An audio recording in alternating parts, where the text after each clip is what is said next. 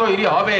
আর ওই সময়ে নবীজি পরিষ্কার বলে দিয়েছেন, জান্নাতি ফেরকা হবে মাত্র একটা, জান্নাতি দল হবে মাত্র একটা, নাজাত প্রাপ্ত দল হবে মাত্র একটা।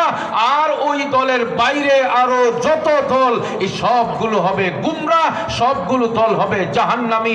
ইয়াকুম ওয়া মুহদাসাতিল উমুর ফাইন্না কুল্লা মুহদাসাতিন বিদআহ ওয়া কুল্লা বিদআতিন দালালাহ ওয়া কুল্লা দালালাতিন ফিন্নার। এটা হলো এই হাদিসের শেষ অংশ।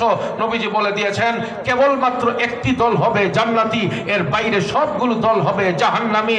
আপনাদের মধ্যে অনেকেই আপনারা হয়তো শুনেছেন এলাকার ভেতরে এইরকম কিছু টেকনাও পাওয়া যায়। ইমাম সাহেব কাদিয়ানীদের বিরুদ্ধে আন্দোলনের ঘোষণা দেন, 2 দিন যাইতে না যাইতেই হিজবুত তাওহীদের বিরুদ্ধে আন্দোলনের ঘোষণা দেন, তাওহীদ সাদিয়ানি গ্রুপের বিরুদ্ধে আপনি আন্দোলনের ঘোষণা দেন, আপনি নাস্তিক মুরতাদদের বিরুদ্ধে আন্দোলনের ঘোষণা